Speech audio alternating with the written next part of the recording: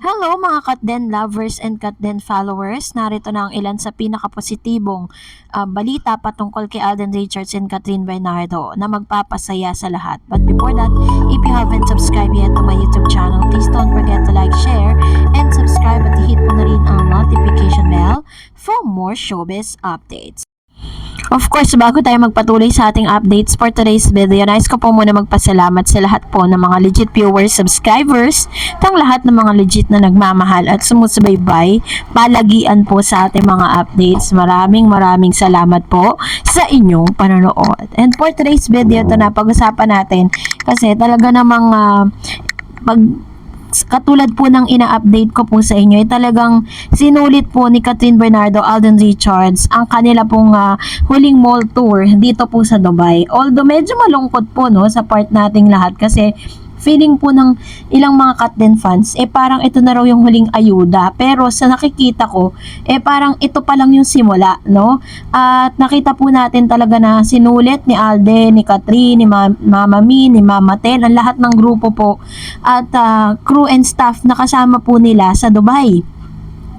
Kung saan dito sa Dubai ay naganap din ang isa sa pinakaantay natin na kasama po si Alden Richards na tinupad ni Miss Catherine ang ilan sa mga bucket list niya. Nagtrending po yan sa Twitter or sa X. Talaga makikita mo kung paano po inalalayan ni Mr. Alden Richards si Catherine kung saan sinubukan po nila yung skydiving. Kasi sinabi po nila yan sa kanilang latest interview Pero alam niyo po ba na nagtrending din ang ilan sa mga tagpo na hindi inaasahan ni Miss Catherine at ni Alden Richards na meron palang talagang nagre-record dun po sa mga galawan nila that time. Kasi 'di ba, matatandaan ninyo, the last time po na nakita natin sila together na ginawa yung ganung bagay is yung naghiwalay sila from Canada to Philippines. Naghiwalay sila diba sa airport na talagang ayan, ito po yung video na sinasabi ko po sa inyo. Dahil namataan, no, Alden Richards and Catherine Bernardo na huli cam na mahigpit na ang yakapan. Viral ngayon ang mga crash landing on you vibe ni Alden Richards at Catherine Bernardo. Tampok ang malagkit nilang yakapan. Sa video makikita agad yumakap si Catherine kay Alden nang makita ang aktor matapos niyang mag-skydiving. And sinuklian din siya ng mahigpit na yakap ni Alden. What you see is what you get. Caption na nag-upload ng video sa TikTok. Sana all may salubong na yakap sa'yo. Sabi niya, say naman ang isa. She can do anything na talaga. Wala nang nagko-control kundi nagbibigay ng support na kaya niya yun gawin. To be loved by Alden. I'm happy for Kat. Comment pa ng isang netizen. Bakit may pahagang ilang oras ba kayong hindi nagkikita? Hindi nagkita.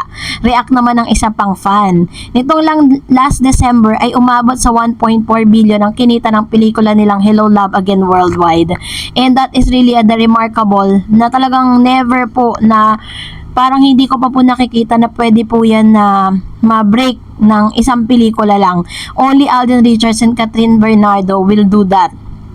And meron din po nagsasabi na pag nangyari po yung mga bagay na ito, lahat po ng mga success po nila, ang inaantay po ng mga fans, yung tinatawag na Thanksgiving party po nila kasi napaka-imposible at deserve po ni Catherine at ni Alden Richards na mabigyan ng Thanksgiving party ng kanilang network dahil sa limpak-limpak na salapi na ipinasok po nila sa magkabilang network. Hindi lang natin alam kung magkano ba talaga ang profit ng bawat isa, kung 50-50 ba yan or syempre hindi lang naman yun ang kanilang pinagkagastusan, maging yung mga production fee, lahat po ng mga gastusin po sa movie. Pero katulad ng sinabi ko sa inyo sa mga latest updates natin, nasa pre-sales pa lang ay nabawi na po ng Hello Love Again yung pong tinatawag na gastos na ginanap or nangyari dito po sa Hello Love Again. So kitang-kita naman talaga natin na bago pa po sila maghiwalay sa airport, talaga makikita mo sa mga mukha ni Mr. Alden Richards yung yung Sefangs is real, 'di ba? Kahit ako po nung pinapanood ko siya, parang ang bigat lang na this is the end, na parang tapos na yung kanilang promotion dun po sa abroad, na talagang kinatuwaan ng marami at talagang nagbibigay ng saya sa lahat ng mga OFW. Sinasabi nga nila na yun daw yung kanilang daily happy pill, 'di ba? Na parang bago sila matulog, meron silang mga ngiti, no, sa kanilang mga muka. And of course, syempre, parang naging emotional din ang ilan sa mga Katden fans kasi nakita natin talaga na grabe po yung na-establish nilang relationship, 'di ba? At nakita natin talaga na how Alden Richards and Catherine Bernardo really took care of each other. Nakita natin kung paano nila alagaan yung isa't isa. Kaya naman medyo malungkot sa part nating mga Katden. Pero alam niyo po ba na this is gonna be the beginning na makikita natin sila na hindi para pampromo, hindi dahil meron sila pinopromote na movie, but ito na po yung totoong buhay. At dito po talaga natin makikita kung ano na talaga si Catherine at Alden Richards. Abangan po natin yan. And that's really exciting, di po ba? And for that, narito naman po ang ilan sa mga comment at reaction po ninyo patungkol naman sa ating latest updates. Fritz Pantoja. Yes, I also observed na ABS-CBN seems so reluctant to support even yung mga stars ng ABS-CBN. Insecure ba yung mga male stars ng ABS? Just asking. Ang dami nga po nakakapansin yan, ano. Pero alam niyo po, kung papansinin po ninyo, parang meron silang usapan, yung dalawang network na ito na yung pong pagdating po sa mga platform like sa mga social media platform, doon natin nakikita visible ang ABS.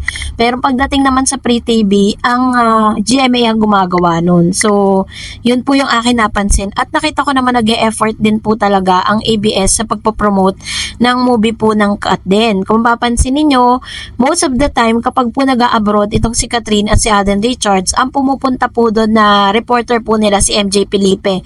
Siya po yung nagbibigay ng latest updates patungkol sa dalawa. And sabi ni Miss Brenda Catindoy, naku po, natakot lang si Carla doon sa post ni Kat na may name na Blight. Kailan lang interview niya na pinili, iwan sila mga syungatat daw, kaya iyon biglang bawi. Takot lang daw nila na nawala ng fan anak niya. Sa fans naman talaga nakasalalay yung karir ng mga artista. Ang nakakabilib lang sa Katden kasi kahit mayayaman, boto sa tandem ng Katden. Sobrang gwapo ni Alden sa big screen. Grabe, ayan. Wala naman tayong mai-question doon dahil totoo naman yung sinabi ni Ma'am si Brenda Catindoy na talaga namang nagsusumabog, 'di ba? Ang itsura ni Mr. Alden Richards, sobrang gwapo. Kasi may lahi po sila, parang half Filipino, half American kasi to si Alden Richards, no, kung hindi po ako nagkakamali. Kaya nga may mga kamag-anak din sila sa ibang bansa, kung saan si Daddy Bay, yung kanyang tatay, may dugong Amerikano po yun. And sabi po ni Miss Malu Santos, hindi ako naniniwalang tao sa puso ang mga sinabi ni Carla. 12 days ako lang ay minalabas na chismis trend na interview with Maricel Soriano na hindi diretso pero malalaman mong patama sa mga Bernardos. Ilalabas na kasi yung teleserye ng anak niya kaya pa happy effect siya. Kunwari sa Katden at pa good vibes to Alden. Sorry, pagkanega ko Miss Dars. Actually, nabasa ko yun na parang meron daw siyang confession with regards dun sa breakup ng Katniel. Which is ako po, ang point of view ko doon is that sinasabi niya yon to caught the attention. Kasi nga 'di ba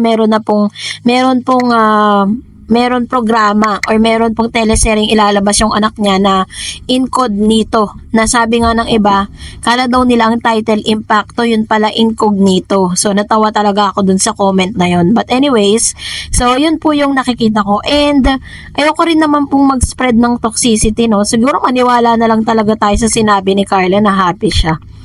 And sabi ni Miss Tikay Blues, if I remember correctly, mas maganda naman talaga ang treatment ni Carla towards Alden kasi nga mabait naman talaga si Alden. Ito naman po yung kanyang opinion. Sabi ni Ma'am Shemerita, yes, Miss Carla spread love. Yan, so yun naman talaga yung dapat na ginagawa ng magkabilang fandom. Kaso nga lang, itong ibang fandom kasi kung makapintas dito po kay Miss Catherine. Tas ngayon, ang pinakamasakit pa, may mga dumadaan sa feeds ko na parang si Catherine pa yung pinagbibintangan nilang nag-cheat. My God, sabi ni Suling Polaresca, salamat much sa update. Congratulations, our lovely king and queen of Philippine entertainment industry, Kat Den. Here love forevermore. Ayan, ito naman yung kanyang comments patungkol sa bagay na ito, no? So, salamat Ma'am Shisoling. And of course, sabi ni Miss Telma Alcantara, hindi talaga may tatago ang napakalaking tagumpay ng Kat Den. Sumisigaw sa mundo, kaya dapat tanggapin na lang at maging proud tayo bilang Pilipino, which is true.